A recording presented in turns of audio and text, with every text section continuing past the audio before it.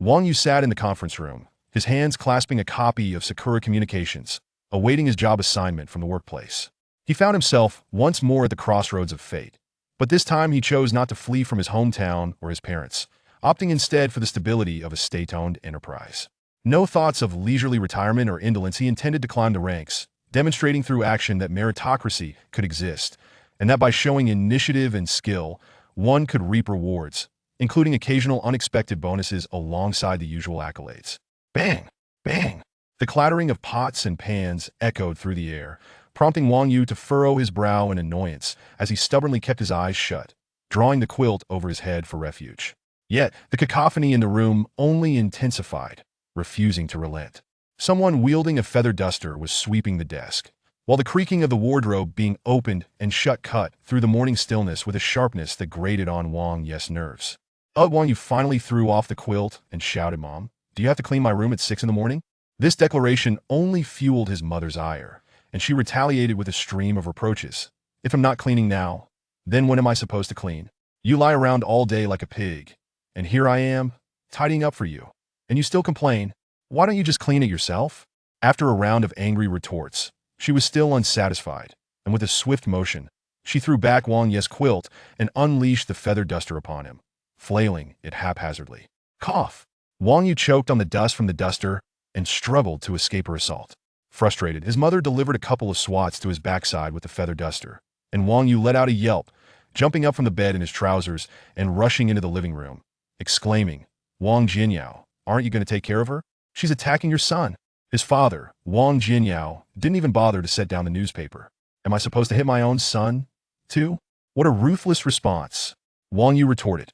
He darted into the bathroom, glancing at his reflectiona youthful visage reminiscent of 20 years past.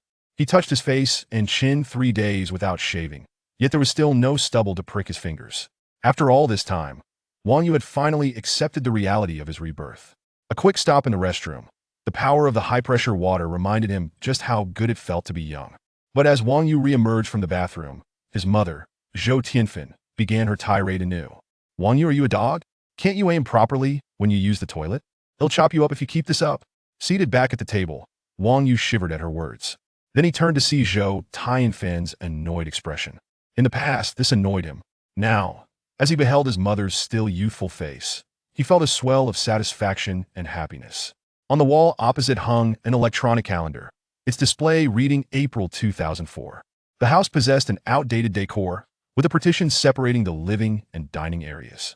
The refrigerator, television, and DVD player were draped in matching, handcrafted cloth made from white yarn, all meticulously crocheted by Zhou Tianfen.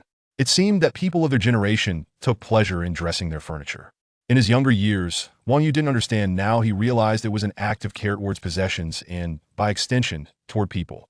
"Mom, I came back to work just as you wanted. Why aren't you happy?" Wang Yu complained through a mouthful of food. "Had I known it would be like this, I might as well have stayed in Binhai. Go away. Just the sight of you annoys me." Zhou Tianfen snapped as she finished her meal and cleared the dishes toward the kitchen. Wang Jinyao, seizing the moment, stuffed the last mouthful of porridge into his mouth before claiming his portion done. As father and son settled onto the couch, the distant clamor from the kitchen was not from washing dishes clearly. It was an eruption of frustration. Wang Jinyao lit a cigarette, never one to offer his son a smoke. Yet Wang Yu took the initiative, retrieving one from his father's red box and lighting it up. Dad preferred to lean back on the sofa, elbows resting on his legs, watching television while smoking. "Don't blame your mother. She's not angry with you, she's annoyed with me." Wang Yu glanced at his father, confusion flashing across his face. Wang Jinyao continued, "Your mother thinks that since you're a university graduate, even if your major isn't the main subject, you shouldn't be stuck doing small tasks back at the unit. She blames me for not having the face to ask around for favors." Wang Jinyao brought the cigarette to his lips, but didn't take a drag. As if testing his son with a sideways glance, he inquired, "Tell me, why don't I just ask for someone to transfer you to a different position?" The ash of Wang Yu's cigarette hovered near the ashtray, but with a flick of his finger, the ash floated onto the coffee table. Relationships are all about reciprocal exchanges. If someone is willing to help you, it implies you can also lend your aid in return. Wang Yu's smile carried a tinge of mischief. The financial director of the accounting center wouldn't be so easily indebted to someone. Wang Jinyao blinked in surprise, not merely because his son understood the nuances involved, but because the young man sitting before him exuded an aura reminiscent of someone seasoned in the world of work. How could this be? Wang Yu caught on to his father's unspoken thoughts. Such observations were trivial if they impressed you. Your chin would risk being dislocated in the future. Wang Ye's smile obscured his depths from Wang Jianyao. Regaining his composure, Wang Jianyao remarked, "If you can grasp these notions, I have no worries. I've always said, a young man's ambitions lie beyond the horizon. Travel more, see more, and gather experience. Leave regrets behind. But your mother thinks there's no place more comfortable than the city where his parents reside. All she wants is for you to return. I understand her desire for her son, the one she raised from infancy, to not venture off into the world. Don't be hard on your mother." Wang Yu was an independent soul, not one to simply take his parents' words as advice. Had he followed Zhou Tianfin's wishes in his previous life, he wouldn't have gathered any life experiences at all. Yet choice is a double-edged sword, a testament to freedom, but also a reminder of the best opportunities he missed to protect his parents. Still, Wang Yu questioned himself, if I were there, could I have protected them? He might not know about the previous life, but in this one, it should pose no difficulty. Wang Yu quickly finished his cigarette down to the filter, and as he discarded it, he recalled Wang Jianyao's reminders. Respect your elders at work.